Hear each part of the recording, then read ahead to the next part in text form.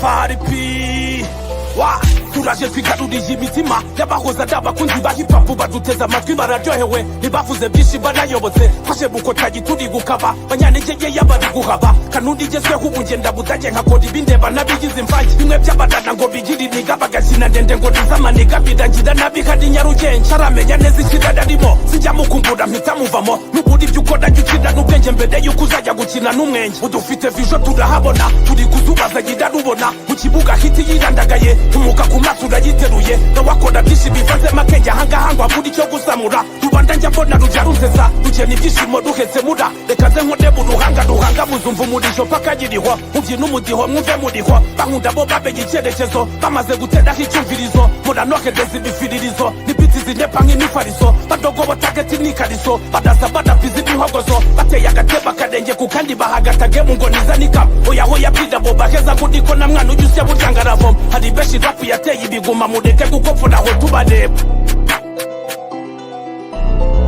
bazibyinira ku ruhande bakamanuka bikaraga bazimanuka zikayaga abapigapiga ku ruhande muri hudu bakoko udupande abapigapiga ku ruhande muri hudu bakoko udupande bazibyinira ku ruhande bakamanuka bikaraga bazimanuka zikayaga abapigapiga ku ruhande muri hudu bakoko udupande abapigapiga ku ruhande muri hudu bakoko udupande gira ningo kuze dukinagire jugujugu nk'abadiminabire shugurika tuze wifubitse rubyiniro rwaharuraridutse muje nahangaha harahanyutse ndazibura amarangamutima yanyu hip hop yongeye yafatishije takoze ubutisa dushinyirije social media yaraduhumurije tagira internet yarajomeje hahoze kwibamba guteye amarira ntawari kubona hapfumurira gufata ishuri mushya byari gake kabaje ribesha agahinda kegese bagatewe n'ibingo n'ibiziki ugasanga umwana yarafite shate zo kuva mu ndi muntu usirimutse kubera urukundo wafitiye injyana akareka ibyo byose ngo yimurike akaza agasalira mu kibuga ukajya umubona asa nk'ibuguma cyamucanga akaburirwa idegeno rimwe wumva ngo ni depresiyo niyo mpamvu ujya kubona umwe waduze ukabona yabuze n'irasiyo kubyari bigoye byarananutse nubwo wenda tutazi icyejo hahatse mutemberezi wabikirurutse yahodaga umutima wuhabutse bijapa mu isura simba polipo idodo mu ikapu no mu ikarito kwitanaho kabereye amabata ibyo byose turwana no kwisunika na n'ubu twe turakikokobeka mirongo ubu yumva nta guparika twahereye kera ntitwamamaye ntibyashe bica ibiti n'amabuye zo ndapa zirashya zibeshya uruganda turazinyomoza aho buza gukera niga bazibyinira ku ruhande bakamanuka bikaraga bazimanuka zikayaga abapigapiga ku ruhande muri hudu bakoko udupande abapigapiga ku ruhande muri hudu bakoko udupande bazibyinira ku ruhande bakamanuka bikaraga bazimanuka zikayaga abapigapiga ku ruhande muri hudu bakoko udupande abapigapiga ku ruhande muri hudu bakoko udupande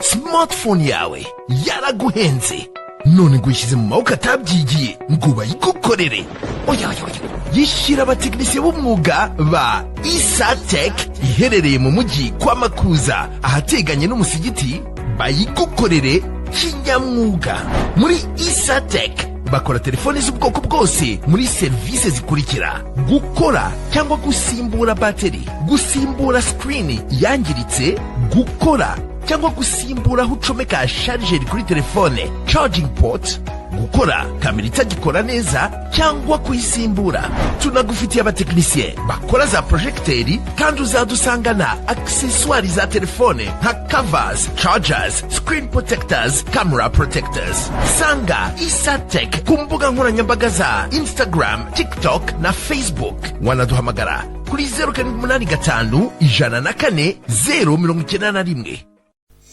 Aya basi nyuma ya Falipi mwenyewe anacheza Premier for real. Aya dutanye episode ya kabiri kuri kakabya bwenge kacu tubakise watching you. Izo zeni chama kizwe twaje tubona. Ati ni engaged. Dan hura na Lina hura na Dan. Twabonye Dan na Lina umunsi bahuye. Ese mutewe itaye tuje kuyanaguza. Twabonye umukobwa buri metaye muri episode ya mbere. Ari nabwo yagiraga gutya akamera intara gasanga ari mu kamera. Muri Yanesha. Good people do messed up. Bara na abantu beza ariko abantu beza n'abakora amafuti. Bara abantu Dan chiteka. twabonye bajya ku nyubako yabo w'umukobwa kwa sekuru bavuga ngo hano muzahatunganye abari muzakorera honeymoon yo na sheri wawe. Sorry. Ihangane. Get Dan to come and have a look at things.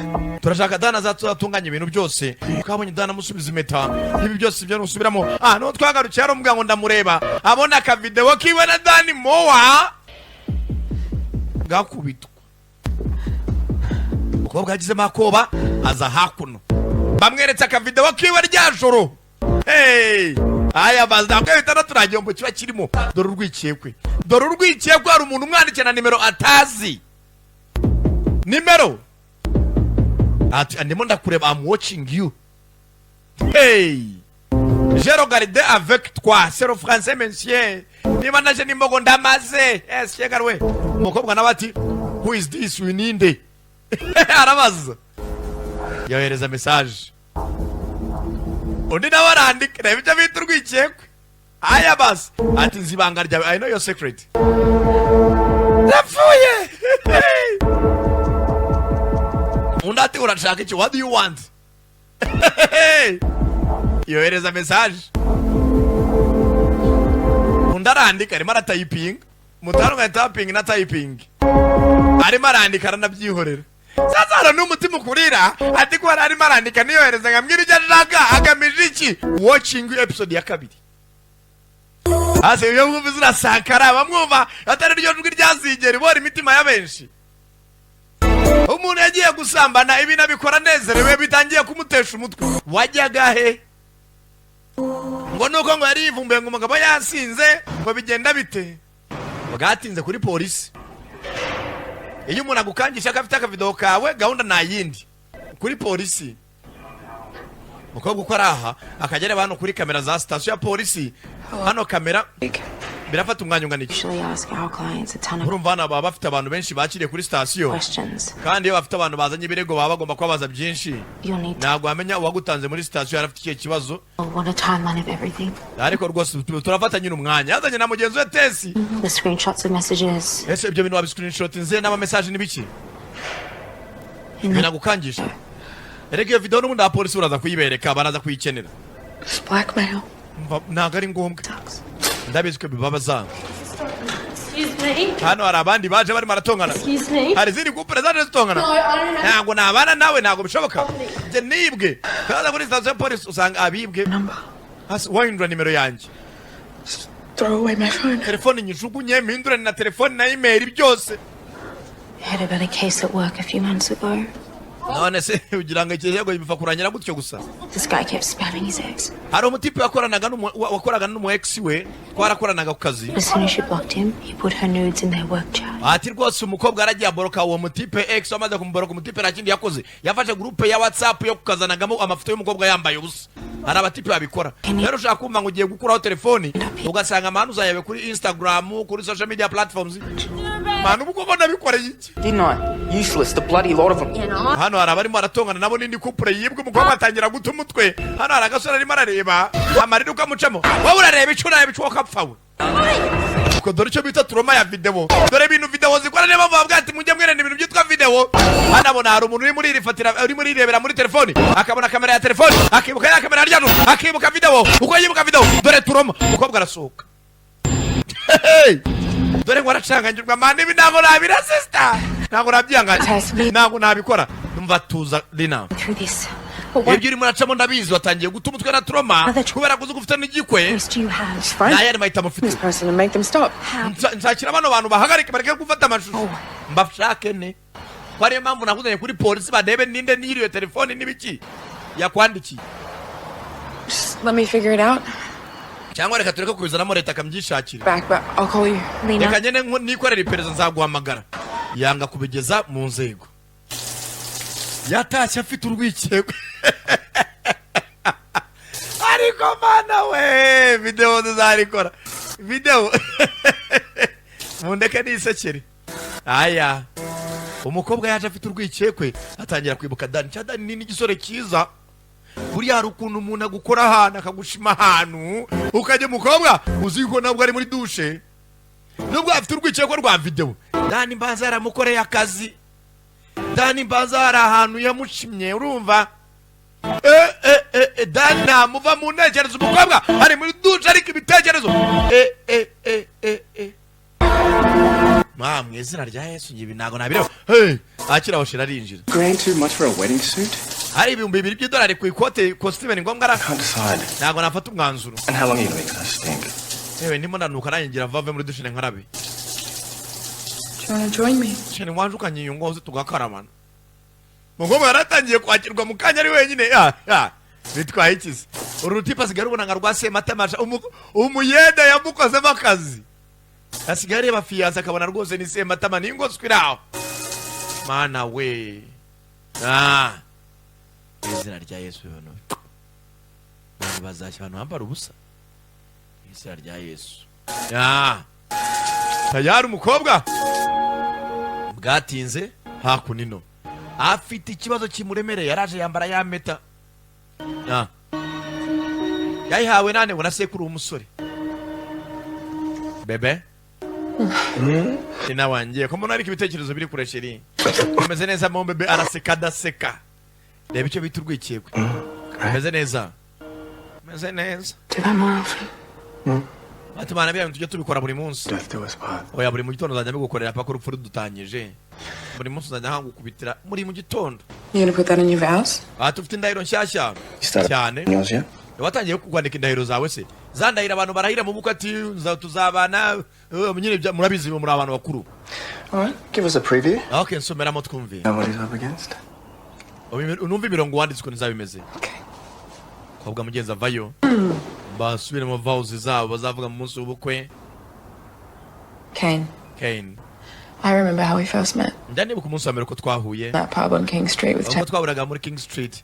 Wilton Bugs Jug. He said, "This is Cain." Axel yaraduje ambwira ko bitwa Cain. On our wedding. Mu nyuma umunsi w'ubukwe bwacu urageze. Bano bombi mugenzi bahujwe na Axel. You said. Hanyuma warambwiye ngo ese abaye ryo ubanje. Baragara mugenzi urukundo zirahari. Hano ku mukobwa ntaga kinezerewe nka mbere.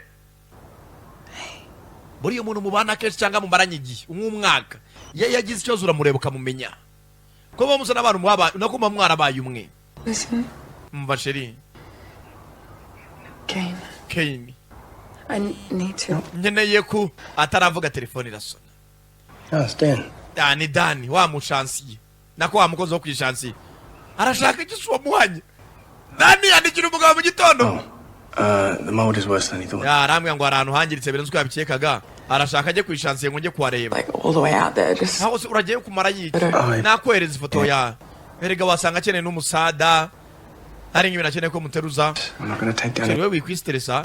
Gereka nje mu cyaro nje kureba Dani ahana ari marakora. Sasa ko Dani akurana n'umugabo we nibyo uyu mukobwa adashaka. Bwatinze aza kwishansiye aho Dani maratunganya mu cyaro.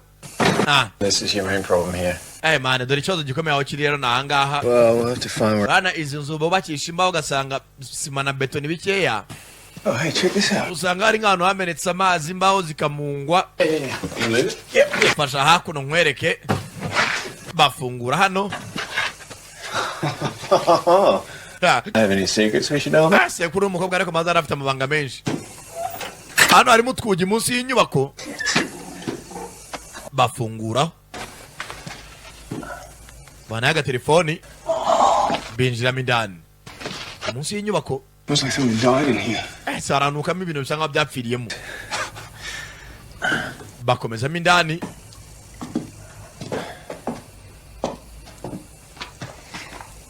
Look at all this junk. Ayo mwanda bana. Rangije yitonze. Hey, check this out. Rebere bana umwana. Oh, must have been Paz. Yaroze kuri uyu mukobwa. He died? Aburi yapfuye ryari. Nameze icuma shize. Wedding, so we could be around for it. But Domane ma udusigira meta n'iki. put the brakes on things. Ariko umugore wanje Lina sanga ibintu marabigenza gake ari marabifatamo feri. That's understandable. Nabyo birumvikana. Feels like we're back on track though. Bisa nkaho nese umukobwa rimwe rifata nka ariko tugitereta nane baramubwira ubukwe nkumva nabishyuwamo cyane nkanje. Abakobwa se bakunda ubukwe byagenze bite? Bwatinze An hour into a masaha yaragiye arisunika burira. absolute cave. Sasa hakuno mugenzi People what they want. Axel na Tesi Caleb. na Lina na Claire baje no gusangira ku mugoroba. Agree to disagree. Hey. Uko baganira sasa yaje atinze ariko asanga aho bari gusangira ku mugoroba azana na Dani. Urebe filime sasa. Yeah, we've been working at Pars all day. Ko atinze kuza sika turi kwa sogokuru wacu. Of course. No twatunganyaga. Yes, come sit with me. Dani nawe ngwere ucare hano. Sasa reba gatogo. Bobbing anyway, now that I'm saying. Sasa no Lina umutima uramurya. Lina yagiye gukora kuri agatunda mu nyubako y'abandi. Babona kamera. Hey, Inzu ni ya Claire na Axel. Bari kuri taburi imwe na Dani. Baryamanye. Dan. N'umugabo wande. Yes. Tesi bite. Dan's been doing our renos. Tesi no Dani nakubwiye urimo atuvugururira inzu yacu. nice to meet you. Narakumvishe. Tesi aza makuru. Tesi ni uzi amabanga yabo bose. Sort of remains. Oh, Umva mwakodarenza ibyunywa cyangwa ibyurya. Cyangwa gakomande. And- Ya. Reason we're all here. Mpamvu rero twese turi hano. Anniversary, my love. Twaje hano kubwe anniversary y'urushako rwanjye. Bama imyaka bamaze mu rushako rwose. Na Axel na Claire. how did you two meet? Habo ni mwahuye mute babiri. Tinder Island. Twahuriye ku kirwa cyitwa Tinderland. What about the rest of you? Abandi se mwahuye mute. We were TAFE boys, Nje na n'uyu mutipe twari inshuti. pretending to be uni students, Twari abanyeshuri nje na Axel. and we Ubone nuza ni Kane urimo uravuga. crashed their own week. Tumaranye nk'icyumweru. The rest is history. Ibindi byari amateka. You skipped over the best bit. Ariko hari akantu usimbutse. Kind of scandalous. Hari umuntu wakoze amabara. Lena were quite the couple. Axel na Lina bari kupure. Sasa uyu mukobwa Lina usigaye akundana na Kane ni ex girlfriend wande wa Axel. Ariko Kane yamuriye gapapu. When it's all. Ntabwo byari bya couple ni nk'ibya filime rata. Nah. Nagiye mu mahanga. Boy swooped in, didn't you? Nagiye mu mahanga ngaruka girlfriend wanjye. But Yarabonye undi mukunzi. Ariko byagenze neza. Nta birenze. Speaking of Sasa Kane yataye gapapu nde Axel. broken hearts, Urumva hano hari imiti imwe yasigaye babaye. shared Ariko twasigaye inyubako ya Nest Share. with a real stunner by the sounds of it. Kuko izo nzu za Nest Share nizo abantu bajya kugakubitiramo mu gihe badafite aho batura. Avuze ku nyubako kugakubitiramo iyo nzu nibo baba bafatiye video. you said you were single. Wose uracyari single mugabo. No. Uwo mukobwa ukundana ninde? On, first up. Okay, nawe ibyenjamo cyane. Nta muntu nyari turasomana biraho. So mysterious. Ko bitangaje ra. Barisekera. Hey, are you guys ready to order? Mwatanze komandera. Sure thing. Thank you. Oh wow, ni byiza. Hano nawe barambwira natanga ko komanda ariko barambwira Lina afite girlfriend ntiyagira icyo abivugaho. Ariko Lina afite urwikekwe. Abona abandi hakurya bari mu matelefoni. Hari ukuntu ubona abantu bibereye muri telefoni bari mu byabo gakira ngo bari kureba video zawe. Umukobwa akiri aho. Hari wa muntu yarongera amwandikira ngo bwira Kane bwira umugabo wawe ibyo wakoze. Yitonze. Cyangwa nohereze video buri umwe. Deba urwikekwe sasa. Nimero iri kumwandikira ntayizi. Akabona abana bari muri telefoni cyangwa nibo bari kunyandikira ntabizi. Urebe. Uko ari ahantu urwikekwe umuntu yamwandikira ati bwira umugabo wawe ukuri cyangwa video nyoherereze bose. Now, Sasa yajyanye Tesi ku Rwanda Tesi n'inshuti y'amagara yamubwira buri kimwe. For words. Umva nangiye gusara. look, if you come clean, he might forgive you. Umva reka mubwira umukobwa cyaba kizagenda ubwiza umugabo wawe ukuri mubwire ko amuciye inyuma akobereye ko nabimenya. But if he finds out himself, I guarantee. Nabyivumburira Kane murabashwana burundu. Hurt him. Ntabwo nshaka kumubabaza. Harden the fuck up, sister. None biragenda bite kuri ahubwo nawe uri bubabare kurushaho. That ship has sailed. Ubwo bwato wigira ngo ushaka kwigira amareke imbere y'umugabo wawe waramuciye inyuma bwararohamenye please genda ubwiza umugabo wawe ukora ati nasambanye hanze cyangwa naguciye inyuma abimenye nawe nabyivumburira uzaraburiza. Okay.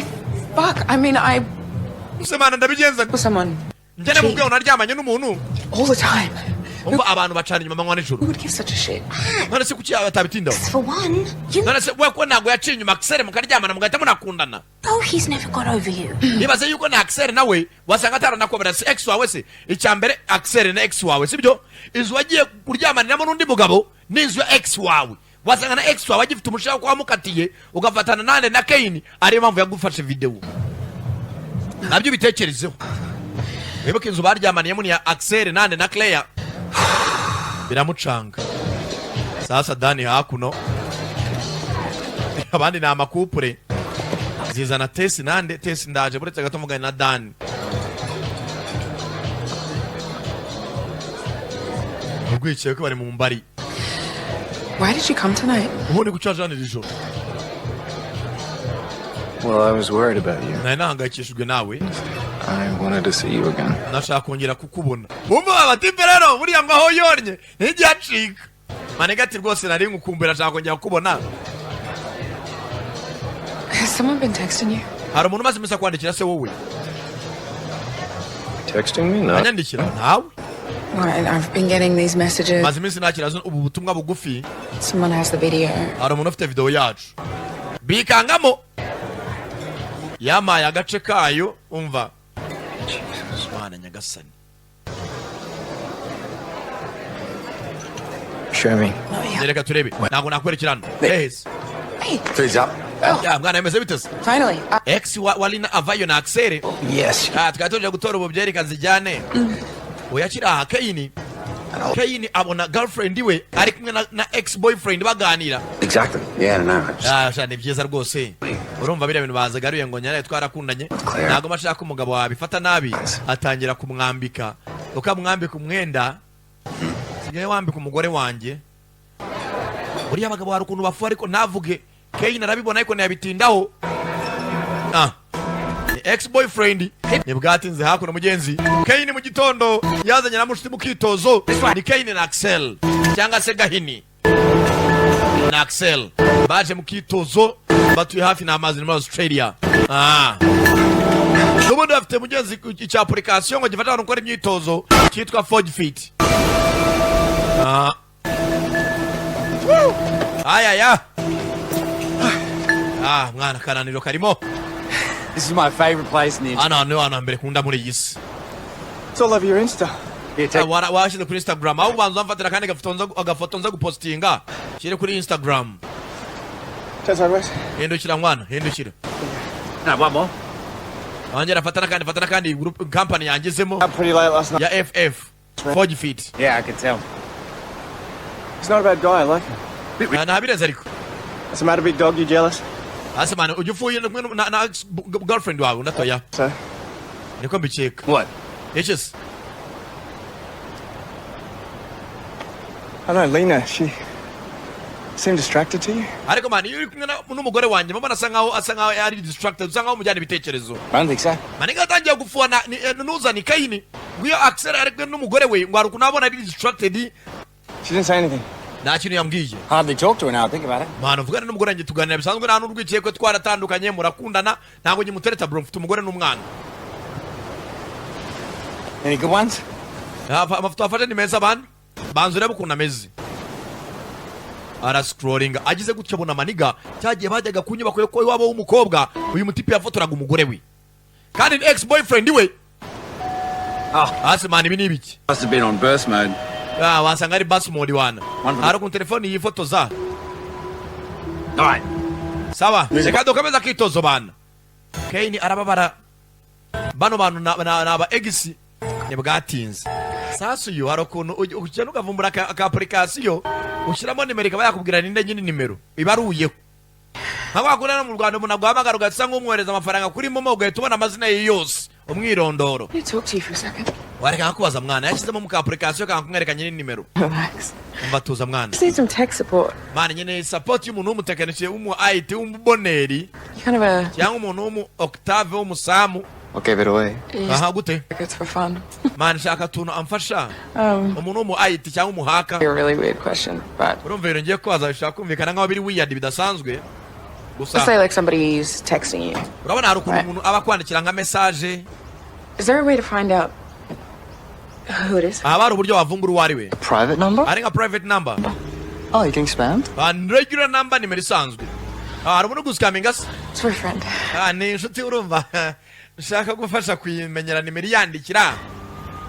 Well, if it was my friend, hari inshuti yanjye. I'd say start with the basics. Ariko ni umushuti wanjye mu ariko akenera utuntu twibanze. Search through emails. Abanza kureba email. Group chats are good. Nimba group chats muhuriyemo amagroup ya WhatsApp n'ibiki.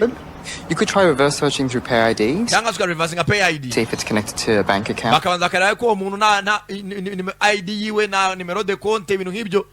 Agahuza. Done all of that already. Ibyo twabifatiye nabimuhereza ariko. then things start to get a little sketchy. rero ibintu bitangiye gusa nk'aho ari biri seriye. Find someone who's willing to break a law or two. aho ngaho biraza gusaba ba bantu barenga ku mategeko n'amabwiriza ya leta ko buriya hanze kujya guhakinga nimero y'umuntu ntabwo leta ibyemera. aha turero baraza gushaka umuntu arenga ku mategeko. Someone like you.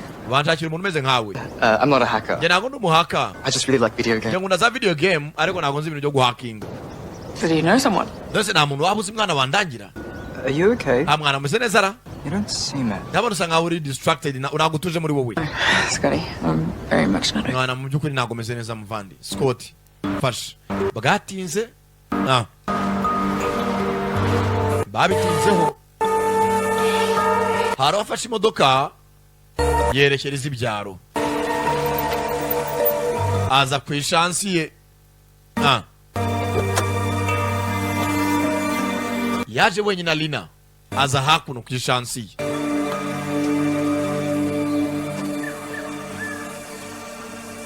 aza asanga Dani hakuno.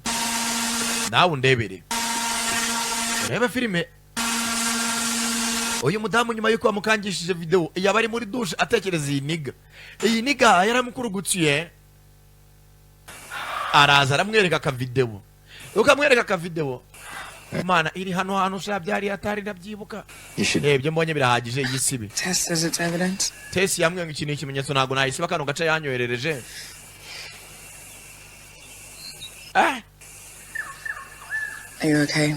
umeze neza wowe? tiyebye.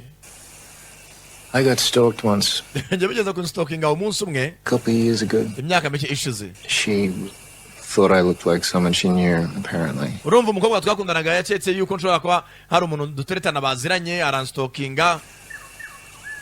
It was not good. ntabwo byari byiza pe. yanyujije ku ma email yanjye yose. For a while. niyo mpamvu navuye kuri iyi mihanda. ubwo nimvuga imihanda ababyumva murabyumva. narekeye gukoresha Instagram, TikTok, social media platform zose. A little triggered. byaranshotse mpita mva ku mbuga zose. You know. nanjye nagerageje kumushaka uyu muntu. Insta, Facebook. nanjye nagusakinze mbona na Instagram ngira na Facebook. Now you know what? ubu noneho uzi impamvu nta mbuga ngira nkoresha. mbuga nkoranyambaga. bose baraha. I know what I'm supposed to feel. yewe nanjye uko ngomba kwiyumva ndabizi. Feel shame. yewe nakugira isoni byo ntabwo byabura. Just feel guilt. nanjye ndikumva nawe mfite byinshi nishinja. That none of this had ever happened. mpora mvuga niyo aba ririya joro ritarabayeho. gusa hanyuma imaze kwibwira gutyo. That I regret a fucking thing. ariko nta n'icyo nicuza ahubwo mbavuga niyo aba twakongeraga. ndabona abagabo. uriya bagabo ni ibitangaza. ni bwatinze. nakubwiye ngo aho yorye ntigihava. batitaye ku kavidewo kari hanze kakibatesha umutwe barabanza bariyongeza. tayari. abantu ni ibitangaza. ubundi se ku ya mbere yagiye hanze reka twirire nta heza hiza. hano nahakunze aratuje. hari igihe abatuje cyane. Did you grow up here? hano se niho wakuriye? Yeah. cyane. I moved in when I was about 12. urumva twavuye mfite 12 nari kumwe na mama. First moved in here, I actually hated it. ariko tukihaza narahangaga. Hated the way it smelled. nangaga uburyo hanuka ni hafi n'igishanga. sogokuru haba n'abaga ari ibintu amanuza aharobesha amafi. ariko ubu ngo namaze gukura njya nkumbura ibyo bihe. Yeah, everything is a memory. ati byose biri muri iyi nzu binyibutsa hahise. Being back just reminds me of how much I've lost. ati binyibutsa ibintu byose nabuze. Dana raha. buriya ngo iyo umaze kurya hari ukuntu umara kurya ukavuga ati ariko siko maze kurya. hanyuma iyo utararya hari ukuntu udatekereza ku bintu cyane. ariko iyo umaze guporeza muri abantu bakuru murabyumva dusubize ubwenge inyuma. umva ibi bintu tuzongera kubikora. We can do this again. amaze gufata akaryo amaze kumusonga ugabanutse arataha. n'umutsigo ubutumwa bugufi ni Kane. I'm so sorry. Sheri umbabarire. Having boy problems. njye na Tessa ariwe twaganiragaho. You can go ahead and order takeout. I'll be home. ati wonde kana ndagusanga imuhira ndagera mu isaha imwe. Je t'aime mwawose. amubeshya ko ari kwa Tessa ngo ari ibintu baganiragaho. ngo ariko mwaramusanga imuhira. Uwo mukobwa afite urwikekwe. Hakuno araho yaje. Yibuka umuntu amwari ati bwira umugabo wawe Kane ukuri cyanga video nyohereze buri umwe. Kane ari hakuno mu gitondo. Don't forget 5 o'clock. What? Ntibagirwe saa 11 ngo The Bamford function room. aho turi buhurire n'ababyeyi. I've been repeating myself all morning. You okay? Nawe kubwiye kuva mu gitondo nasi umuntu umeze neza ngo mbwa ibintu kabyibagirwa. None se sheri ntago ibintu byo gushaka sare twabihindurira umunsi. Mum called in a favor. Mama wanje yahamagaye sare yayishatse cyo kuyisura turebe ukuntu sare izabimeze y'ubukwe. I mean a lot to her. Mama urumva nawe duhitiyemo sare ka tumwubaye nk'umubyeyi baro tuzakorera mariage. And me. Kandi nanjye ni by'agaciro. Sawa? Okay, yes. 5 o'clock function room. Sawa nanjye turaba kuri function room saa 11. Sheri, Forgetting something? nta kintu wibagiwe se? Nta kintu kimwe wibagiwe? Kubera stress nta gisezera umugabo agiye kujya mu kazi, ntaki. Ariko buri umuntu mubona ari ukuntu ubona ko adatuje muri we, nubwo utamubaza byinshi ukabona ko atameze neza. Arangije aza hakuno arimo arakora amasuku asanga urufunguzo hano mu myenda. Ani yabitinda ararubika. Sasa ni bwatinze. Hano Lina Mr. Scott batwarana ambulance bakorana The boys. amuzana ku muhaka wiwe. The choir and everything. Mane nge na Scott twahuriye muri korari turirimba. Yitwa ndese. What's his name? Babuze izina ryera. So are you showing me this message? Baraza kunyereka izo message bakwereje se. You just need the number? I need Ndacyeye kukeneye nimero yonyine. the full XML file Urumva nyene cyitwa XML file to narrow down the network. kugira ndebe iyo XL file inyereka iyo nimero yakwandikiye yakoresheje iyo net yakoresheje iyo network ni Beriteri ni MTN na Airtel ni Mango kugira menye uwakwandikiye yakoresheje iyo network. Once again, access to the database. Kuko nibyo bimfasha kuba nako accessing database. It's easy. Nibwo byakoro uramize message zana hano. Kumuha message arimo no kubona video na munshuti we bitume amenya ibya video. Nta yandi mahitamo mfite. Akira. Aya. Banigare kumbe naka video. Promises Nta kizere nagwa gusa. be a day or so. Yashaka kumfata umunsi cyangwa amasaha make yandi. I'll take my chances. Ntacyo bitwaye naenda hicara tu. Let's talk payment. Tugane rero ku bintu byo kunyishyura. Then I get to work. Mbone gutangira akazi. I don't have a lot of cash. Nta mafaranga mfite musore. I don't need money. Ntabwo nkeneye amafaranga ngiye. What then? Ushaka iki rero? You're an Ambo. Ntabwo utwara ambulance se? Fully stocked. She's not Ambulance yo muzitwara zazirimo imiti. giving you fentanyl, dude. Umva ratu uyu mutipa ashaka bya miti yitwa fentanyl. Ni buri hari imiti kwa biri mu ambulance batera umurwayi ni nk'ibinya. Ariko iyo miti uyiteye uri muzima ujya igifuri bimeze nk'urumogi. Arashaka fentanyl. Ngwe fentanyl bihwaniremo. Sasa umukobwa agomba kujya kwiba imiti ye kwa muganga. He's not asking for that much. Neza reka atakeneye imiti myinshi. I don't really have a choice, Scotty. Nta mahitamo mufite mwana wese nabigenza nti. Mwana buri ambulance iba ifite imiti baba bayandikiye. Ubwo ashaka buri imiti uyiba mu zindi ambulance. Kuko hari imiti twandikiwe mu gihe nta muntu wakomeretse. Ntabwo avuga ngo hari inkomere wateye imiti kandi nta muntu wateye imiti. Ubwo imiti ugombe uyibe mu yindi ambulance. Umugabo nawe hakora hakuno. Sasa umugabo akora muri za kizimyamwoto, umugore akora muri ambulance. Uyu mugabo yatoraguye urufunguzo mu myenda y'umugore. Uru rufunguzo n'urwande bwatinze barigana yakono gusa akora muri ba fire brigade muri za kizimyamwoto. Yo Boys in one piece. basore bimeze neza bitese 6 crews just to put a lid on. man ni crew esheshatu At your risk. twatabaye ubwo abaturage Maintenance order. n'imbwa imwe hakuno bazaga raporo mugenzi wabo man mugore basukasangira ko kunywa man barategura ubukwe bana none se ubukwe bundi wabo utegura utabutegura buzaba wana ahubwo ari nano umunyamerika ko afite umutipe nkaho ukunda kumwitaho no gutegura ubukwe ariko nakwandikira n'ubona akanya uze kuza uzane na Axel bro. It's too good for us. Man nubitindaho cyane uzane na Axel dusangire. Sasa hakuno Lina umuboneri yamubwiye ngo amushakire iki fentanyl. Ikiyobyabwenge ni imiti ni ibinya. Iyo umuntu yakomeretse barabimukubita ku buryo yumva uburibwe bwagabanutse. Ariko iyo byiteye uri muzima hari ukuntu ugira ibifuri biba bimeze nk'urumogi nyine. Za hakuno kanze nibe muri ambulance z'abandi miti nibajya kubabarira imiti bakoresheje twe turaba turabere. Aya banamo hano fentanyl simba hakuno Boneri ntabwo yamwatse ibirenze nawe agomba mushakira iki ninde nyiri nimero. Aya basi sawa nacyo akiraho dore abandi bashoferi ba ambulance abandi baganga bagenzi be buriya n'utwara ambulance bari umuganga. Muganga mugenzi we aza hakuno buriya ambulance akenshi usanga akenshi ziba ziri bize cyane. Muraro iremera bijye birakomeye mutabare ambulance zora zirukanga hasi hejuru kubera gutabara ubuzima bwa benshi usanga ari mpamvu no mwana twanda kumirwa. Buriya ambulance ntabwo wayisanga ngo yahagaze ahantu ngo byaje apana ziba ziguruka. Ubwo amahirwe mugenzi we ntiyamubona. Sasa ari uko muri muravayo muri ambulance bakwaza bakora iki muri ambulance atari nayo utwara. Ubwo yitonze video iranzira muzonze.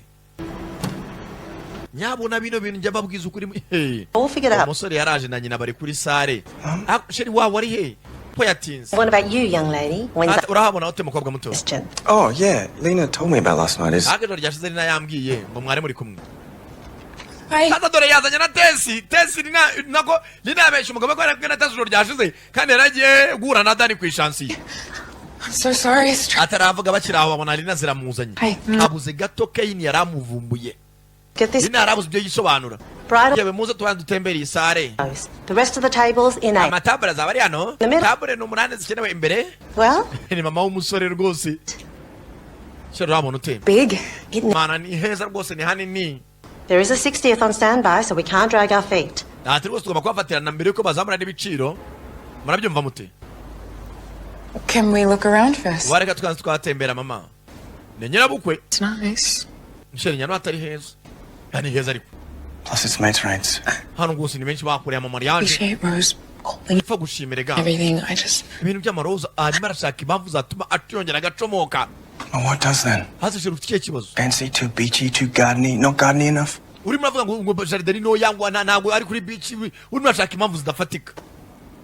I just want to marry you, Lena. Lina ndashaka nje kugukubita igikwe. Okay, where it is. Ndashaka rwose sinitaye kubindi. Why in such a rush all of a sudden? Ntabwo seri urihutishwa niki? Because we've done this before. Nje ntabwo ndakora ubukwe kuva na mbere. Ndashaka dukore igikwe. The venues, the bloody cakes. Akeke tumenya aho tuzigura byose tubipange tubishyire ku murongo. That's not my fault. Kuba tumaranye imyaka 2 na mariage ntabwo ari amakosa yanjye. No. Oya umva. No, I'm not blaming you, obviously. Ntabwo ndimo nakublaming sibyo. I just want to lock things in so we can just move on. Ndashaka ibintu tubivane mu nzira dukore mariage dukomeze ubuzima. Not everything is about your plan. Erega ibintu byose ntabwo ngomba kugendera kuri gahunda yawe sheri sibyo. Kane. Sibyo Kane. You want to take over, be my guest? Abo nose ushaka kunkontorera nga basi ntangira. Because I'm tired of forcing you. Kuko nje ndambiye kujya nkwatiriza ibintu byose mbikora mbane kuinginga. It doesn't feel any good and it's actually supposed to. Njyewe niba nkora ibintu kugira ngo unezeze nishinga zanye nk'umugabo. What are you talking about? Hasi uravuga ibiki? Usangiye kubitonganira. Every decision that we've ever made, it's been me making the decision. Ariko dumye imyanzuro tukajya dufata mu buzima nje wagifata iyo myanzuro. If it wasn't for me, we wouldn't be here. Yaba atari nje wagifata iyo myanzuro ikakaye ntabwo twakabaye tugezaho tugeze uyu munsi. I should tell you something. Mubwire ikintu kimwe. Oh, please, are you seriously? Ntabwo se uri serious cyangwa? Yeah. Kane. Because you know what? You're absolutely right. Iburyo cyose bumva ko ari wowe uri mukuri. The date, the venue. Yo upanga ngo dusohoke aho turi bujye. The guest list. Yo ushaka gupanga list y'abashyitsi. The wedding party. Ibirori by'ubukwe. And you went ahead and booked that. Ibintu byose kucyubipanga akazi kenshi. For Christ's sakes. You are hani umuntu atangiye kuzipanga. Twisting everything around. Ibintu kuri mwanchanganyije kumbe Tesi ko ari maragana na nyina wa Kane. Right now. None tubihagarike. There's the problem or the idea in general because I'm really Asa ni igitekerezo cyawe ni watangiye umbwira ibintu bya mariage. Mariage nimo nayitegura ari mwambwe ngo twe turetse gato. starting to wonder. The what? Wone mbona tanga kigufiye kibazo. Ntangiye kuguceka wa mugore we. Uceka iki? If you even want this. Sinzi niba rugeze wifuza ko tunakora mariage. Aramurasa. I just can't believe you would ask me that. Ntabwo nakwizera kare wabinsabye. Well. Wow, sawa? Umukobwa arashaka igikwe ariko umuntu yamuhaye message ngo bwira umugabo wawe ukuri cyangwa mutema video. Umukobwa afite urwikekwe. Niki utari kumbwira? Sorry. Kane umva bari sheri umva mbabarira ceceka I'm going out deka be nsotse gato with the boys. Jene nsanje n'abandi basore sokane n'abandi basore hari abandi bakozi bagenzi bari bamusabye ko banasohokana bwatinze uyu nawe zimuzana hakuno aya Thanks for the lift. wakoze ku bwa lift yazanye na Tess. Hey. Yewe umva Tess. Come on, you've barely looked at me since we left. Mwana kuva twava hariya nagurande bano mu maso. Why does Kane think we hung out last night? Kuki wabeshya umugabo wawe ko ijoro ryashize twari turi kumwe? Why I told you I had to see Dan. Nari nakubwiye ko nagiye kureba Dan. Mana nyagase umukobwa ni ari umusazi. Right. Sawa. To show him the video. Nari nagiye kumwereka video. You still sleeping with him? Ase uracyajya gusambana na Dan? Uracyajya kuryamana nawe? Nuri gitangaza wa mugore. Kane did Nyuma yuko bagufashe video uri kumwe na Dan, warongeye usubirayo kajya gukubitwa. nothing wrong back there. Umugabo wawe Kane ko arimo aragwa mukora ubukwe, uriya mutipe ndabona nani kosa yakoze. Aragukunda. Picking fights just to punish yourself. Uri muragenda usanga uri murashaka intambara kugira ngo wibabaze. Ujya kumuca inyuma. Watekereje neza. Video imwe ni kunyuze uracyajya kuryamana n'umuntu w'umupagasi noneho. Bwatinze Kane mugenzi amaze kubona ko ibyo arimo arapanga. Sheri watabyumva aza kwisindira naho bakorana muri Fire Brigade. Twongere twitemo mane yarimo arazigutomera. Shark Tank yourself.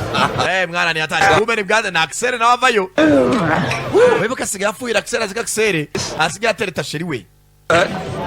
Mwana gishati ni hatari mwana ndabona hose wambaye company yawe Forge Feet merese ngofero yanjye se nyine bose baraziranye Yeah, my shot. ngo akabyeri so yani shot yanjye ndishyura mwana nta mutima mubi Kane Yeah, you know, I was just keep my place. mwana urumva nari mari ku bwawe wariye mwana reka nkuzane za baga sibyo Eating's cheating. oya nta baga nyeneye I got pissed. nguri kurya utari kumwe n'uwo mukundana nabyo ni ukumuca inyuma kabanje kwihagarika aramwe ngo eating is cheating bwatinze kumbe hakuno haro waje kwande kwa Boneri Flying solo. ibintu ni hatari kabisa Losing friends left and right. ndimo nagenda muri inshuti buryo n'ubumoso Boneri namuzanye hano amazi yo kunywa You can't hold a grudge. ntago wabyihanganira I think I figured out your problem. ikibazo cyawe rero ntanagikemuye What I asked for. ibyo wasabaga nabibonye nanjye wazana ibyo nagusabaga ibyo wamusabaga I'm not giving you fentanyl, Glenn. ntago ndi bugwe iriya miti ya fentanyl And what are we Glenn doing here? none urakora cyane ubutari buyime Glenn McLean, born December 5th, 2000. Glenn McLean wavutse ku itariki 5 z'ukwa 12 2001 He got brought in 2 years ago with a triple fracture.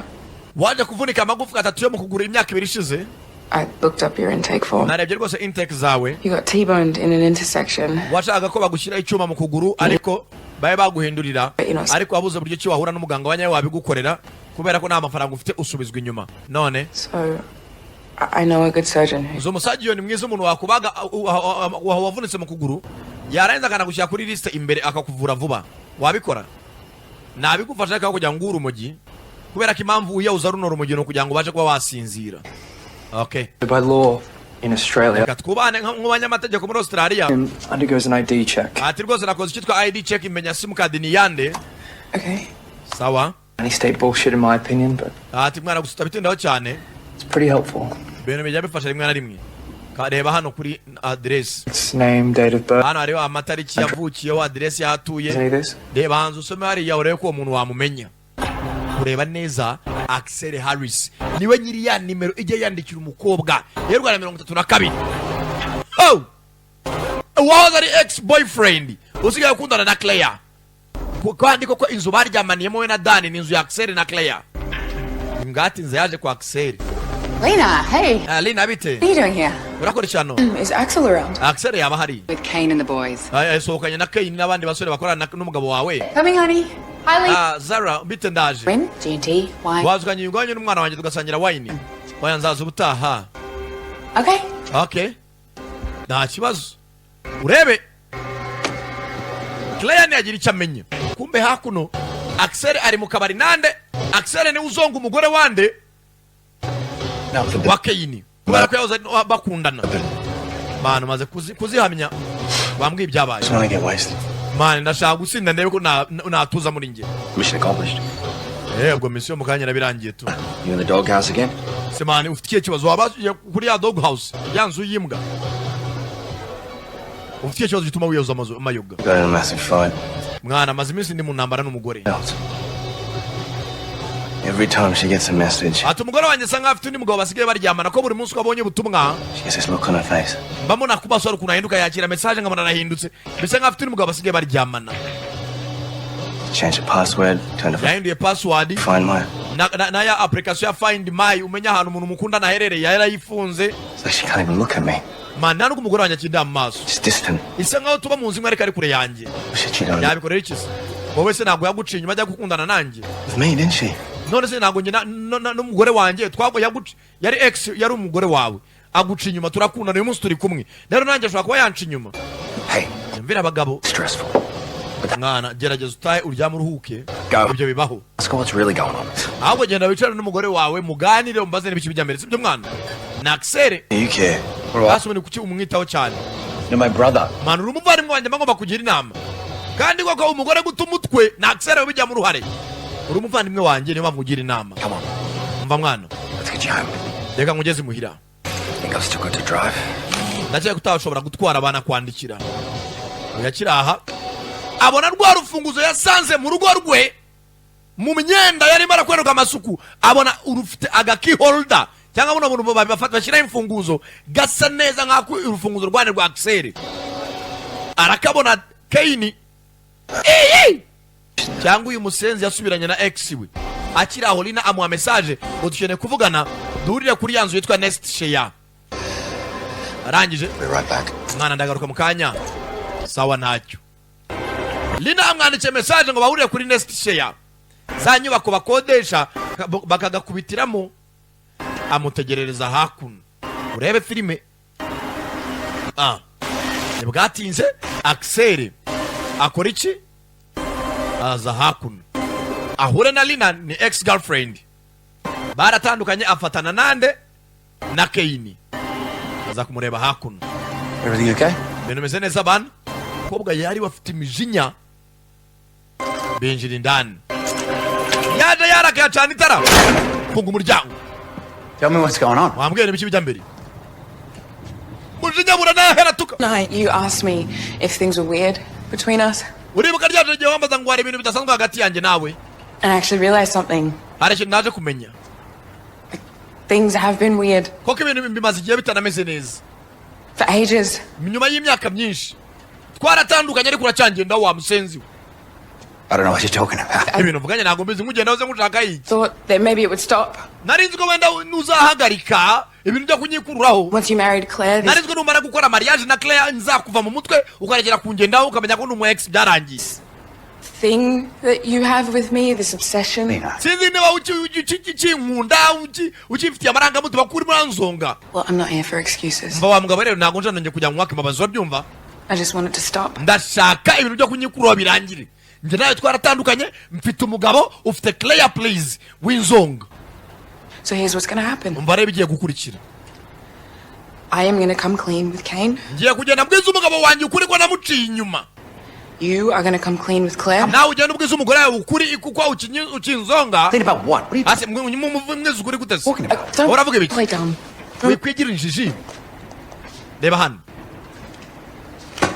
Akira telefone nyine. So wadufashe videos. Said to you, Axe. Iya nimero Axel ya ibaruye kuri wowe. Numbers videos to Axe. Yanga se Axel. Filmed me and Dan in this fucking apartment. Wala du film nyanya Dani turi muri apartment yawe gakubita. Was it just me? Or the other women? Ase nije nyanya nafashe video cyangwa iyo nzu ugenda n'abandi bagore nabo bafata ama video. Are you filming children? Usije filma n'abana. Ase watuje mwana butuje. Mereza telefone yanjye. Mereza telefone wa musenzi we. I'm not stupid. I've got screen. Nabone ikigoryi. Naciye umugabo wanjye nyuma ariko ngiye kugenda mu bwiza ukuri. Don't. Tankora ukapfa we. You fucking Twaratandukanye ni ex wawe. Nta nubwo nshakura nawe. You're upset, but you waraka imva. Ugenda ukora ibintu bizima. Tell Claire or the cops will. Ugenda ubwira umugore wawe ko kinyeneye cyangwa se abapolisi babizemo. Nangiye kugenda mbwiza umugabo wanjye ukuri ko nakoze ikintu amuciye inyuma. Nebwatinze. Asohoka yarakaye. Kumbe hafi aho hari urebera aho hafi. Abona nuza Lina asohoka kumba umugabo wa Lina araho hafi yabonye key holder ya Axel abona imeze nka key holder y'urufunguzo yabonye mu myenda yafurwaga iwe abona na Axel rasohotse bivuze ngo bano basenzi banci inyuma uya ntaye mu kabari ambeshya yuko bagiye kwitaba umugore we kumbe hano hantu ni ahurira n'umugore wanjye wa musenzi we yumara aramufakiza reba filime sasa mukanci inyuma aya sasa hakuno yuko yagatashye ko yakaryamye yabwiye Axel ati ngiye kugenda mbwiza umugabo wanjye ukuri ko namuciye inyuma ariko shambanzi ibintu uyu muniga yakoreye uyu mukobwa birenze uyu mukobwa umuniga yamuheze mu ntekerezo ahantu hose abana barimo aramurota barimo aramutekereza nakubwiye umwana w'umunsi w'imyaka 18 filime ntiwemere kuyireba kumbe yarotaga yewe data we ayiga data we bwatinze mu gitondo cya kare ako nino maniga nawe yaratashye n'isindwe yiryamira mu ntebe sheri Coffee? mutegurira agakawa maniga ne bakubise umutwe ku rukuta yatashe umutwe umurya yanakomeretse ayiwe n'amavunane hangover ni umunaniro uterwa n'amayoga ariko nta kintu kitagira hangover nyine hangover ni umunaniro w'ikirenga ariko batewe n'ikintu runaka hangover nagara amayoga gusa. It's a trip to something. Mana mazara nakubise umutwe nanaviriranye mana nyagasani umuntu banza fatara agatambara agatosa buretse gatoza ngufashe sheri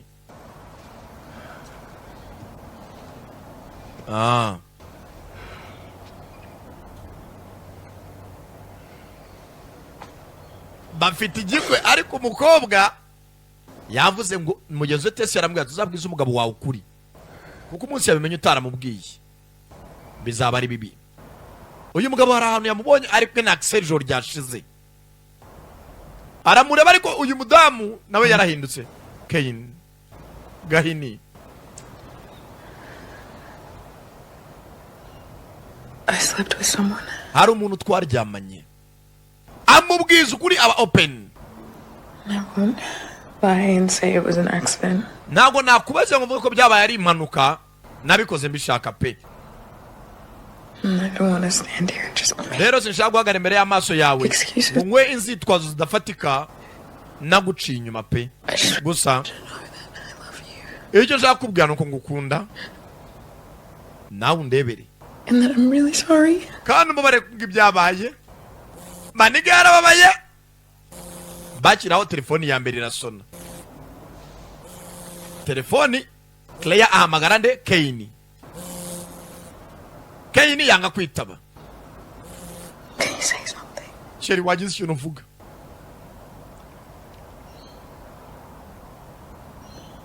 Maniga I know you did. ndabizi kwa because I know you did. How could you do it? Nigute wabikora? Gute wanca inyuma? Ntacyo wamburanye. Nigute? Could you do it? Gute wakora ibintu nk'ibyo? Sheri byari amakosa. It was so meaningless. N'ibintu bidafite ubusobanuro. Fucking friend. Ukagenda ukaryamana n'inshuti yanjye magara inshuti ya hafi. Sasa uko yaryamanye na Axel kumbu yaryamanye na Dani Moa. Ukaryamana na best friend wanjye umuntu twiganye secondary paka veriste. It wasn't Axel. Nagara Axel twaryamanye. Ngo? Bakiraho telefone irakomeza irasona. Uyu yarazi ko yaryamanye na Axel ko rero wabona ijoro ryashize. Hey, Claire. Yego Claire. Yitabye Claire. Ngo? Bwatinze. Claire yahamagaye Kane atitabye ahamagara nde Lina. Ahamagara Huruza. Bwatinze hakuno. Hari ambulance zaje mu gitondo hafi n'ahantu bajyaga bakorera imyitozo. Hano bateye imigozi basa nkaho bari hari ikintu bari gukura mu mazi nimba ari igiki. Hari n'abapolisi yewe bazanye imigozi bashinze imambo ibiki bano nabo baje bihuta. Claire bavuze ko hari umuntu wabonye ari hasi ngo ni umuntu wahananutse. Lina bakomeje bavuga ngo mwanda bano hari umuntu bavanye hasi. Ayo Axel wanje Axel bamusanze mu manga y'umusozi hafi n'amazi. Reba filime sasa. Axel byagenze bite? Twabonye ijoro ryashize uyu mutipe Kayini arimo arareba Axel asohoka mu nyubako yameye butata we. Namwe muri abantu bakuru uyu mukobwa yaguye muri koma. Kayini yaranze ko Axel aryamana n'umugore we. Ne Kayini ahise apfa mu gitondo nako Axel. Yewe iyi filime Sankara narabwiye irijwi niryo ryonyine ribohora imitima y'abanyarwanda papa. Icyo mutabona niki dore rinangwararira. N'ibyambonye bahungu mwe. Narabwiye izi filime zaza nimwe mu mujyi bro. Ni 6 ukwezi na 2 ku cyumweru. Aho ni kuri wa eshatu akadomo igita akadomo net. Aho sanga filime za Sankara da Premier Junior GT ndetse na Dirani Kabaka ukarya show nabawe. Ese we. Nabakunda gusa.